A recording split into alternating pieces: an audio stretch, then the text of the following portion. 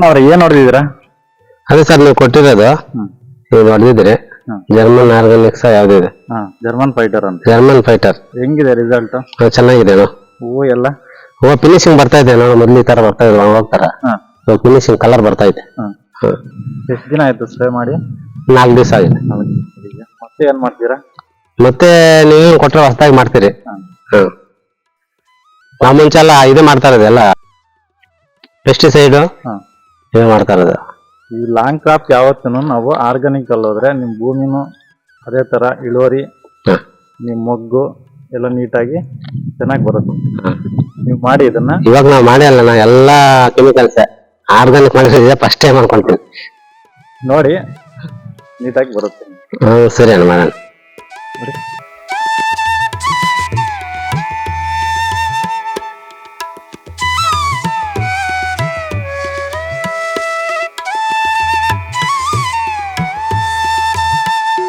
Next time ಮಾಡುವಾಗ ಬ್ರಹ್ಮಾಸ್ ಇದಣ್ಣ 200 litre ಆಗುತ್ತೆ, 200 litre ಆಗುತ್ತೆ.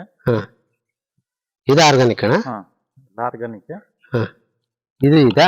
ಜರ್ಮನ್ ಗಾರ್ಡ್ ಮೊನ್ನೆ ಸ್ಪ್ರೇ ಆಗಿದೆಯಲ್ಲ ಅವೆರಡು ಆಗಿದೆ. ಜರ್ಮನ್ ಫೈಟರ್ ಮತ್ತೆ ಕ್ರೋನ್, ಜರ್ಮನ್ ಕ್ರೋನ್ ಆಗಿದೆ. ಇವಾಗ ನೆಕ್ಸ್ಟ್ ಟೈಮ್ ನೀವು ಬ್ರಹ್ಮಾಸ್ ಇದೆ ಮತ್ತೆ ಜರ್ಮನ್ ಗಾರ್ಡ್. ಜರ್ಮನ್ ಗಾರ್ಡ್ ಇದು ಏನು ಕೆಲಸ ಮಾಡೋದಣ್ಣ ಇದು?